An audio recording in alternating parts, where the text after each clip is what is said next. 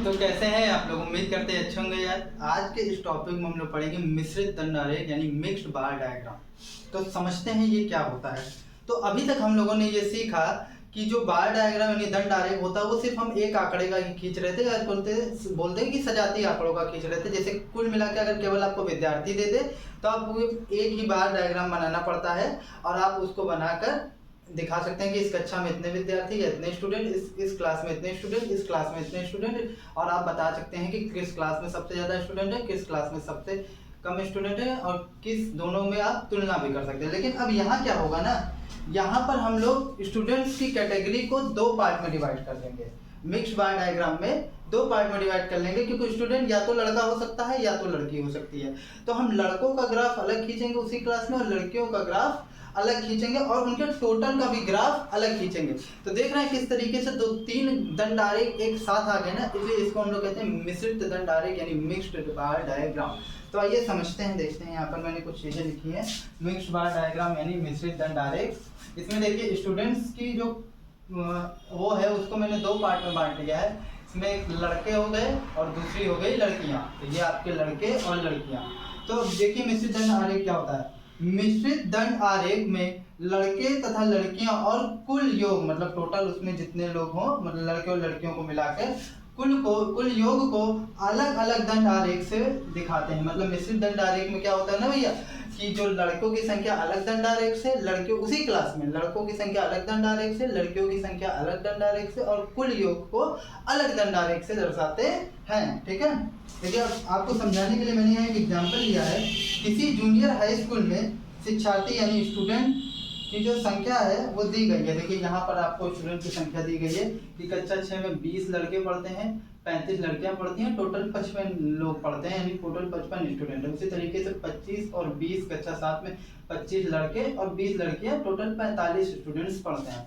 इस तरीके से कक्षा 8 में 20 लड़के 30 लड़कियां, टोटल 50 स्टूडेंट्स इसमें पढ़ते हैं। तो अब इनका हमको दंड आरेख खींचना है, वो मिश्रित दंड आरेख। तो क्योंकि लड़के अलग होंगे, लड़कियां अलग होंगी और टोटल भी अलग खिंचाया। तो देखिए कैसे खींचना। सबसे पहले आप अक्ष बना लेंगे, एक्स अक्ष और ये वाई अक्ष। ठीक है, ये आपका एक्स अक्ष हो गया और ये आपका हो गया वाई अक्ष। ठीक है, जब आप दो लंबवत रेखाएं परस्पर खींच लेंगे जो एक दूसरे को काटे, लंबवत मतलब होता है परपेंडिकुलर, सीधे 90 डिग्री पर आप अगर दो रेखाओं को काटेंगे तो वो होगा एक दूसरे के लंबवत। तो आप दो लंबवत रेखाएं जब खींच लेंगे तो उसमें देखिए आपको सबसे पहले पैमाना मानना पड़ेगा। आपने यहाँ 1 सेंटीमीटर माना 10 विद्यार्थी, 1 सेंटीमीटर बराबर कितना माना 10 विद्यार्थी। ठीक है, क्योंकि विद्यार्थियों की संख्या कमी है। अगर 200, 500, 1000 में होती तब 1 सेंटीमीटर 100 मान लेते तब सही रहता, लेकिन अभी यहाँ कम है इसलिए 1 सेंटीमीटर बराबर 10 विद्यार्थी मान लेते हैं लोग। तो अगर 1 सेंटीमीटर बराबर 10 विद्यार्थी है तो अब लड़के कितने भाई, कक्षा 6। तो कक्षा 6 का हमने यहाँ अलग बना लिया, कक्षा 7 का हमने यहाँ अलग बना लिया, कक्षा 8 का हमने यहाँ अलग कर लिया। ठीक है, अब देखिए लड़कों का जो बार डायग्राम है उसमें हम इस तरीके का डिजाइन बना देंगे ताकि पता चले कि वो लड़कों का बार डायग्राम है।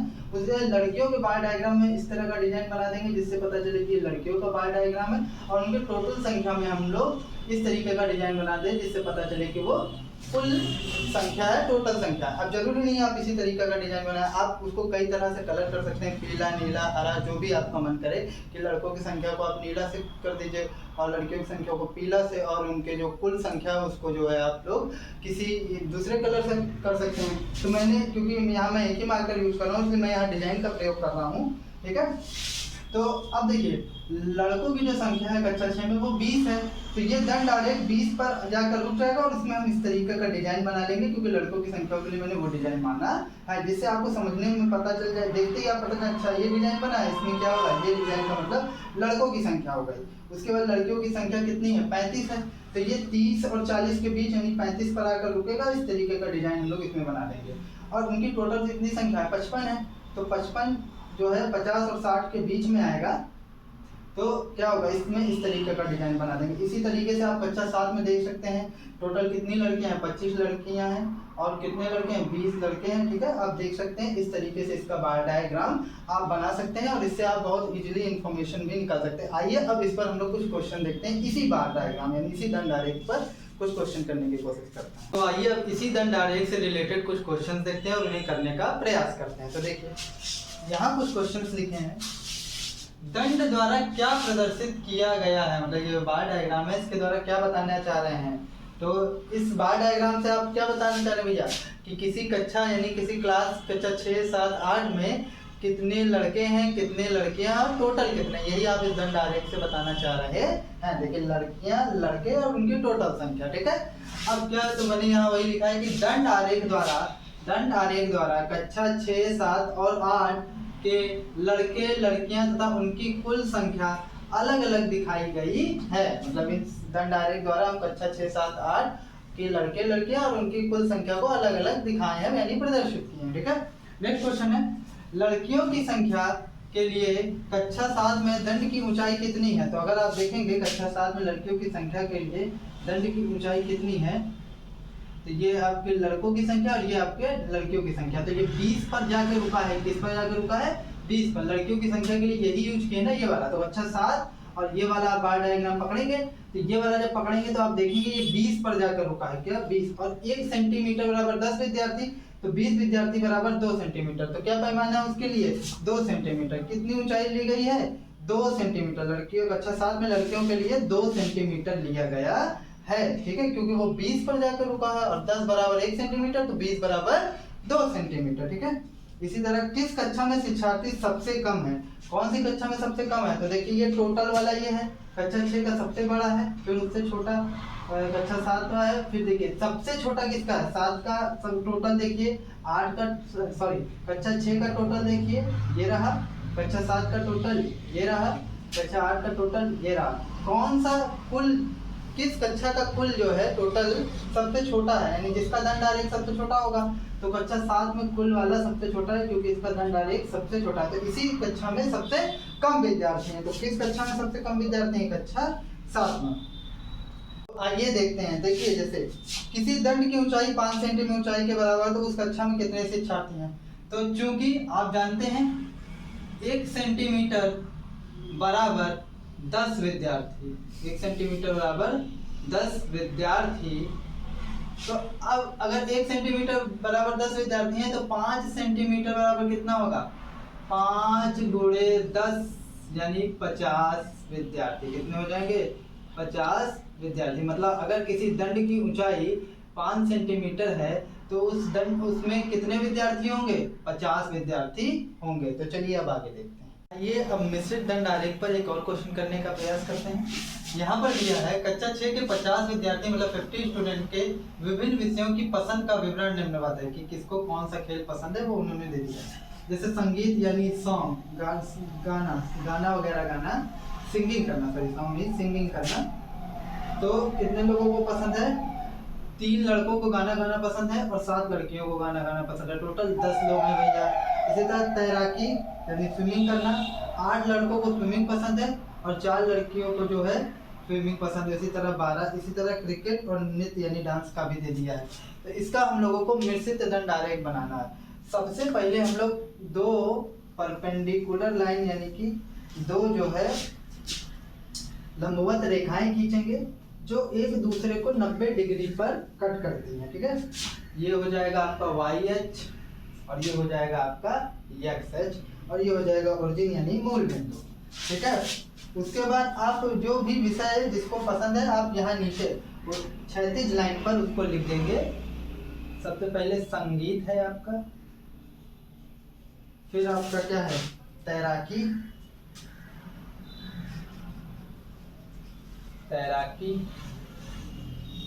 फिर है आपका क्रिकेट, फिर नृत्य,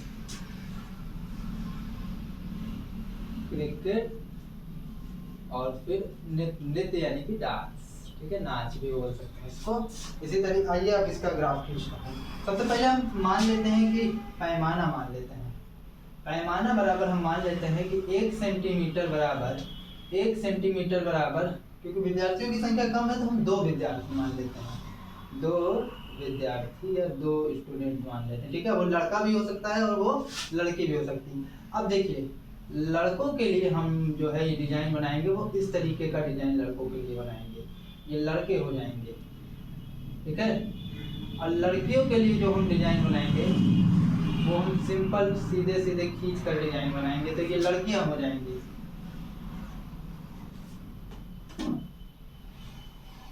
और जो टोटल होगा उसके लिए हम थोड़ा तिरछे लाइन का इस्तेमाल करेंगे, स्लैंटिंग लाइन जिसे बोलते हैं। इसको हम लोग ये कुल है जो टोटल दोनों को मिलाकर जितनों को पसंद। तो आइए, जब 1 सेंटीमीटर अगर 2 विद्यार्थी माने हैं तो यहाँ पर मान लेते हैं ये 1 सेंटीमीटर, तो ये 2 हो जाएगा, ये 4 हो जाएगा, ये 6 हो जाएगा, ये 8 हो जाएगा, ये 10 हो जाएगा, ये 12 हो जाएगा और ये 14 हो जाएगा।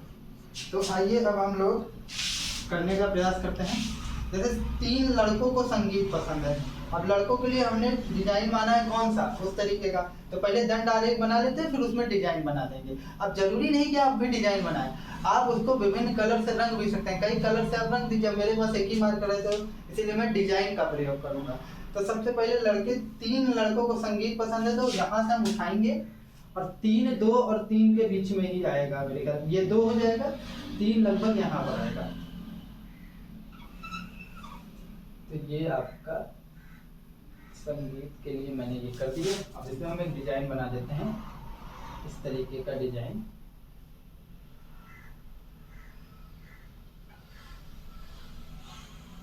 ठीक, अब इसी तरह कितने लड़कियों को पसंद है संगीत? 7, तो 7 मेरे ख्याल से यहाँ तक, बीचों बीच यहाँ तक जाएगा। तो अब यहाँ से हम 7 तक इसको लेकर जाएंगे। ठीक है, ये ग्राफ पेपर पर एग्जैक्ट बनता है और मेरे पास तो एकदम एग्जैक्ट वो है नहीं, तो कुछ ना कुछ तो गड़बड़ होगा। तो लड़कियों के लिए हम ये डिजाइन इस्तेमाल करेंगे, तो हम ये डिजाइन बना देंगे।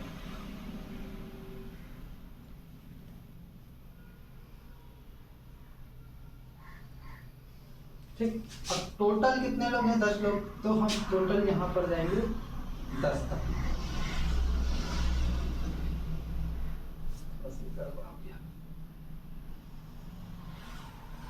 अब हम तिरछे लाइन का इस्तेमाल करेंगे।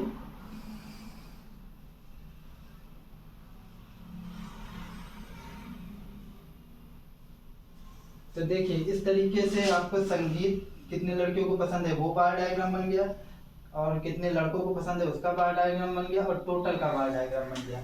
थोड़ा सा भी इसको रफ कर देते हैं, फिर यहाँ पर अब हम लोग यहाँ बीचों बीच संगीत लिख देते हैं। ये संगीत का हमारा बन गया। अब हमको किसका बनाना है? तैराकी का। तो यहाँ हम लोग तैराकी का बनाएंगे। तो तैराकी का थोड़ा सा कोई डिस्टेंस हल्का सा ले लेंगे। तैराकी का बनाने के लिए हम लोगों को 8 तक जाना होगा। तो अब लड़कों के लिए 8 तक जाना पड़ेगा, तो ये 8 तक हम चले गए।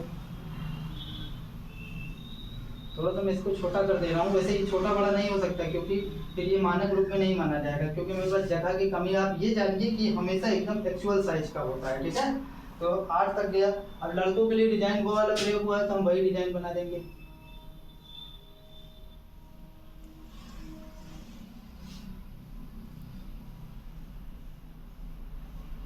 ठीक, अब लड़कियां कितने लड़के को? 4, तो 4 भैया यहाँ तक आएगा। अगर आप ध्यान से देखें तो 4 यहाँ तक आएगा।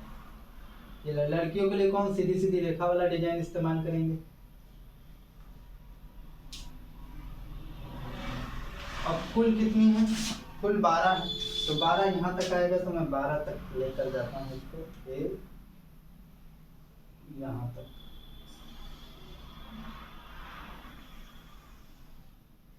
तो इसके लिए मैं तिरछा लाइन इस्तेमाल करूंगा, क्योंकि ये टोटल है। मैंने पहले ही मान लिया है कि किसके लिए क्या डिजाइन होगा।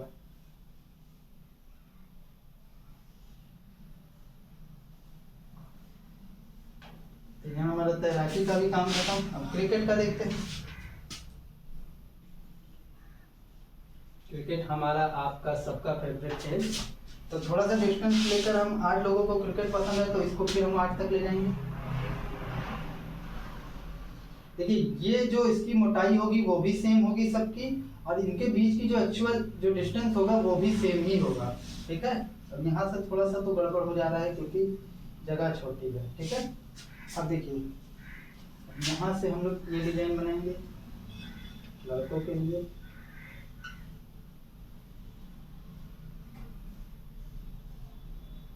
ठीक, अब जो है लड़कियों के लिए, कितने लड़कियों को क्रिकेट पसंद है? 6 लड़कियों को,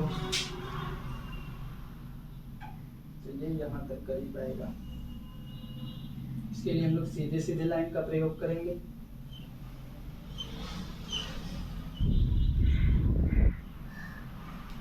नेक्स्ट टोटल कितना है 14। तो हम 14 तक जाने के लिए यहाँ पे जाएंगे मतलब लास्ट तक, 14 तक चला गया और थोड़ा सा छोटा कर।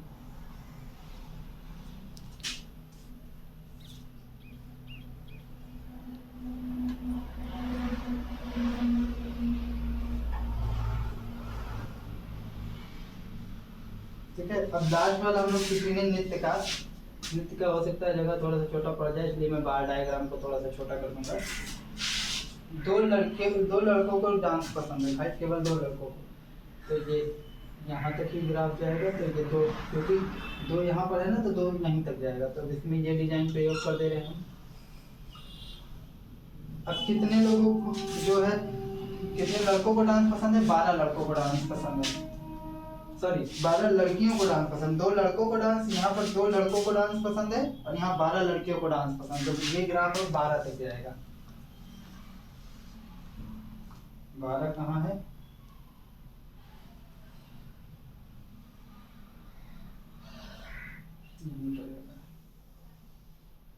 ये वाला ग्राफ 14 तक जाना चाहिए, क्योंकि 14, ये 12 हो गया और ये 14 होना चाहिए।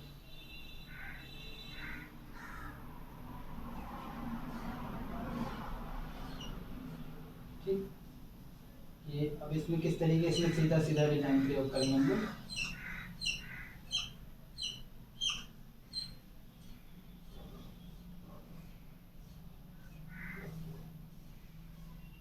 लास्ट में आपको टोटल यहाँ भी 14 है, तो ये भी 14 तक जाएगा।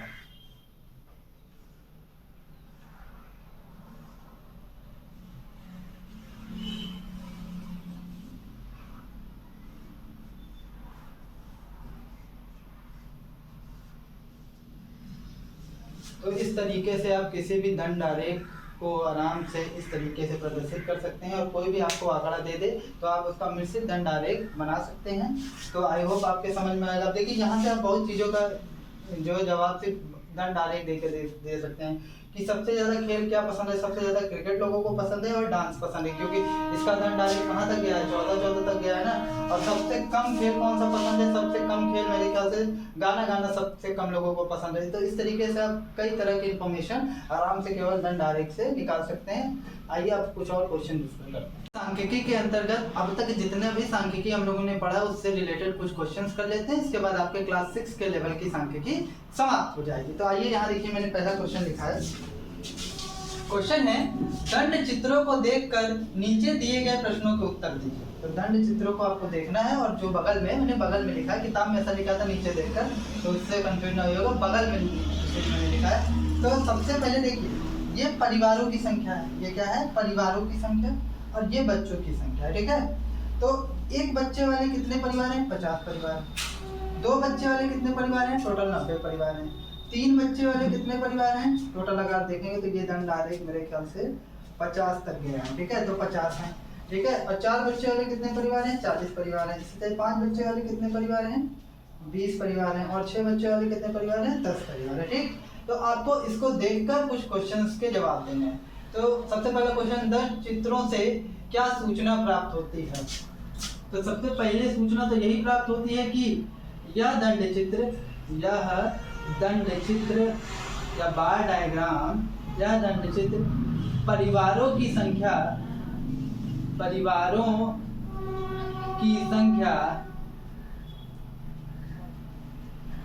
तथा उसमें कितने बच्चे हैं इसकी सूचना देता है। इसके बारे में बताता है। तो परिवारों की संख्या और बच्चों की संख्या ये दंड आरेख बता रहा है, तो ठीक है, कि कितने परिवार में कितने बच्चे हैं, कितने बच्चों वाला कितना परिवार है। नेक्स्ट देखिए, कितने परिवारों में केवल एक बच्चा है? तो एक बच्चा ये रहा। तो ऐसे कितने परिवार हैं? क्योंकि ये दंड आरेख 50 तक गया है, तो ऐसे कितने परिवार होने चाहिए? 50 परिवार। कितने परिवार भैया? 50 परिवार। तो ऐसे कितने परिवार हैं? 50 परिवार। मैं यही लिख दे रहा हूँ, 50 परिवार। ठीक है, क्योंकि यहाँ पर हमने 1 सेंटीमीटर बराबर 10 परिवार माना है, तो 1 सेंटीमीटर पर हमने 10 लिखा है, 2 सेंटीमीटर पर 20, 3 सेंटीमीटर पर 30, 4 सेंटीमीटर पर 40, 5 सेंटीमीटर पर 50। तो अगर 1 सेंटीमीटर बराबर 10 परिवार है तो ये 5 सेंटीमीटर तक गया है, ये वाला एक बच्चों वाला आ जाए, तो ये कितने परिवार हो जाएंगे? टोटल ऐसे 50 परिवार हो जाएंगे। अब देखिए 2 बच्चे वाले कितने परिवार हैं, तो 2 बच्चे वाले कितने परिवार हैं? टोटल 90 परिवार हैं। कितने परिवार हैं 2 बच्चे वाले? ऐसे परिवार जिनमें 2 बच्चे हों, 90 परिवार, 90 परिवार हैं। अब क्या कह रहा है? 3 से अधिक बच्चों वाले कितने परिवार हैं? 3 से अधिक, तो यहाँ तक तो लेना नहीं है, यहाँ से लेना है 4, 5 और 6, तो 4 बच्चों वाला कितना परिवार है? 40। अब यहाँ मैं इसका आंसर दे रहा हूँ, आंसर नंबर 4। 4 बच्चों वाला मतलब 3 से अधिक, तो ये 4, 5, 6, तो 4 बच्चों वाला कितना परिवार है? 40। फिर 5 बच्चों वाला कितना परिवार है? अगर आप देखेंगे 20, और फिर इसी तरीके 6 बच्चों वाला कितना परिवार है? 10। तो 3 से अधिक बच्चों वाला जो परिवार है 40, 20 कितना हुआ? 60, 10, 70, तो टोटल 70 ऐसे परिवार हैं जिसमें जो है 3 से अधिक बच्चे हैं, क्योंकि 4, 5, 6 बच्चों वाले जितने परिवार थे उनको हमने जोड़ दिया। ठीक है, अब आते हैं आंसर नंबर 5 पर। आंसर नंबर 5 पर इसको नोट कर लीजिएगा, सॉरी क्वेश्चन नंबर 5 पर। ठीक है, आंसर नंबर 4 आप लोग नोट कर लीजिएगा। अब आंसर नंबर 5 पर आते हैं। 5 देखिए, कितने परिवार में 3 से कम बच्चे हैं? तो 3 से कम बच्चे मतलब इधर वाला लेना है, तो एक परिवार, एक बच्चे वाला कितना परिवार है? 50, और 2 बच्चे वाला कितना परिवार है? 90। 50 प्लस 90, 9, 5, 14 यानी 140। तो ऐसा परिवार जिसमें जो है 3 से कम बच्चे हैं, टोटल 140 ऐसे परिवार हैं जिसमें जो है 3 से कम बच्चे हैं। ठीक है, ये आंसर नंबर 5 हो गया। तो आइए लास्ट क्वेश्चन देखते हैं, सबसे अधिक बच्चों वाला कौन सा परिवार है? तो ऐसा परिवार आपको ढूंढना है जिसमें सबसे अधिक बच्चे हों। तो सबसे अधिक बच्चों वाला परिवार जिसमें 6 बच्चे हैं, ऐसे 10 परिवार हैं जिसमें सबसे अधिक बच्चे हैं। ठीक है, आई होप आपको ये समझ में आया होगा। अगर आपको कुछ नहीं समझ में आता तो आप कमेंट सेक्शन में पूछ सकते हैं। आइए अब नेक्स्ट क्वेश्चन देखते हैं। तो आइए अब एक और क्वेश्चन देखते हैं सांख्यिकी यानी कि दंड आरेख से रिलेटेड। वर्ष 2002 से 2006 के बीच एक फैक्ट्री द्वारा निर्मित मतलब बनाना स्कूटियों की संख्या निम्नलिखित सारणी में दर्शाई है, मतलब कितनी वो स्कूटी बनाती है किस साल में वो दिया गया है। आपको क्या करना है, इस आंकड़े को दंड आरेख द्वारा प्रदर्शित कीजिए और निम्नलिखित प्रश्नों के उत्तर दीजिए। तो सबसे पहले ये आंकड़ा आपको दे दिया है, इस आंकड़े को आपको दंड आरेख द्वारा दिखाना है कि 2002 में वो 800 स्कूटी बनाई थी, 2003 में वो 600 स्कूटी बनाई थी, 2004 में वो 900 स्कूटी बनाई थी, 2005 में 1100, इसी तरह 2006 में 1200 स्कूटी बनाई थी। तो आइए अब इसको हम लोग करने का प्रयास करते हैं। सबसे पहले हम लोग क्या बोलते हैं, 2 लंबवत रेखाएं खींचेंगे। लंबवत रेखाएं खींचने के बाद जो है ये इसको हम लोग y अक्ष मान लेते हैं, इसको हम लोग x अक्ष मान लेते हैं। ठीक है, ये ओरिजिन है मूल बिंदु को। ठीक है, अब देखिए 2002 में 800 स्कूटी बनाई थी, तो सबसे पहले वर्ष लिख लेते हैं हम लोग। यहाँ पर वर्ष लिख लेते हैं 2002, 2003, 2004, कहाँ तक गया है 2006 तक, 2005 और फिर 2006। ठीक, अब देखिए तो अब इसको प्रदर्शित करने के लिए अब 800 तक तो पूरी संख्या हम लिखेंगे नहीं, तो सबसे पहले एक पैमाना मानना पड़ेगा। तो पैमाना हम मान लेते हैं, माना 1 सेंटीमीटर बराबर 200 स्कूटी। 1 सेंटीमीटर बराबर हम 200 स्कूटी ले लेंगे, तो ये हो जाएगा, ये 1 सेंटीमीटर मान लेते हैं, यहाँ तक है तो ये 200, 400,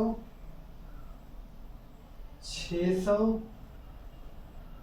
800, 1000, फिर 1200। ठीक, तो 2002 में 800, तो 2002 का ग्राफ कहाँ तक जाएगा, 800 तक जाएगा भैया। ठीक, 2002 में। उसके बाद 2003 में कहाँ तक जाएगा, 600, तो इसको 2003 में हम 600 तक लेगा, 600। ठीक, फिर 2004 में 900 तक, तो ये बीचों बीच 800 और यहाँ कहीं 900 होगा बीचों बीच, बीचों बीच, क्योंकि 200 का गैप है ना, तो बीचों बीच 100 का अंतर आएगा, तो ये हो जाएगा 900, तो यहाँ तक लेकर आएंगे 2004 में।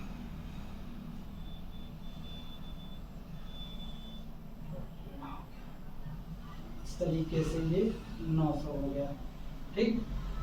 अब 2005 में कहाँ तक 1100, 1100, 1100 और 1200, 1000 और 1200 के बीच में आएगा,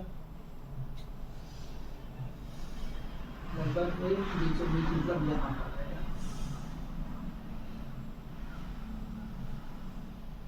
इस तरीके से इसका ग्राफ हो जाएगा। नेक्स्ट है 1200 लास्ट, तो ये पूरा यहाँ तक आ जाएगा 1200,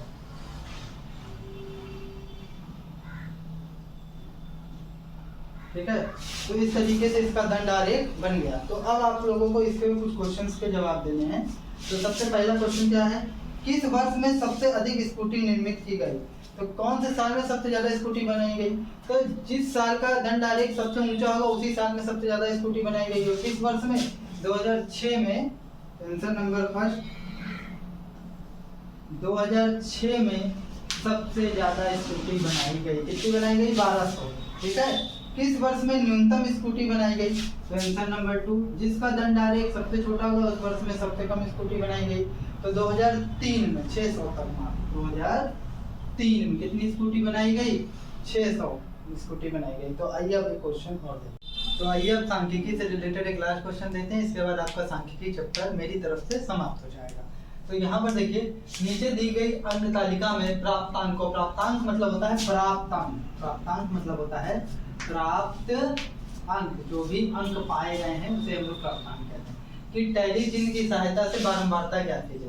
तो टैली चिन्ह भी बनाना है और इसकी बारंबारता ज्ञात करनी है। तो सबसे पहले 7 है, तो यहाँ पर हम 7 की बारंबारता चेक करते हैं, टैली चिन्ह बनाते हैं। देखते हैं कितना 7 है। 1, गिनते जोड़िए, 2 और जाइए 3, 4, 5। तो 7 कितनी बार है? 5 बार। तो यहाँ कितने टैली चिन्ह बनेंगे? 1, 2, 3, 4 और 5वें के लिए हम ऐसे काट देते हैं ना तिरछी लाइन। तो इसकी बारंबारता कितनी हो गई? 5। फिर अब किसकी? 9 की चेक करेंगे। 9 की, तो 1, 2 और कहीं 9 है? नहीं है, ठीक है। तो 1, 2, तो इसकी बारंबारता कितनी होगी? 2। अब किसकी? 8 की, तो 8 की चेक कर रहे हैं। तो 1, 2, 3, 4, 5, बस 5 ही। 1, 2, 3, 4 और ये 5, ठीक है। तो कितनी हो गई? 5 हो गई। अब देखते हैं किसकी? 5 की। 1, 2, 3, 4, तो 5 कितनी बार है? 4 बार है।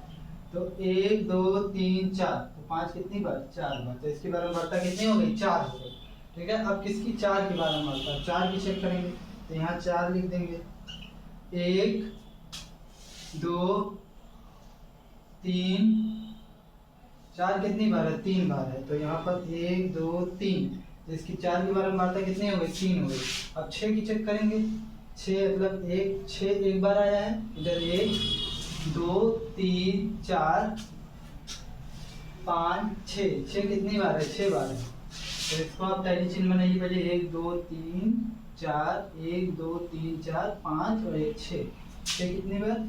6 बार। तो 6 की बारंबारता कितनी हो गई? 6 हो गई, ठीक है। अब किसकी? 10 की चेक कर लेते हैं। 10 की 1, 2, बस 2 बार। तो 10 की बारंबारता 2 है।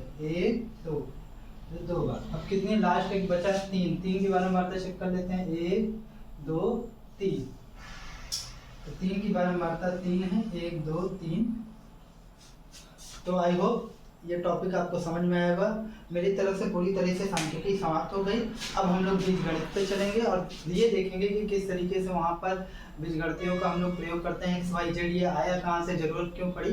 तो अगर इस टॉपिक में आपको कोई भी दिक्कत हो तो आप मुझसे कमेंट सेक्शन में पूछ सकते हैं। That's all from my side.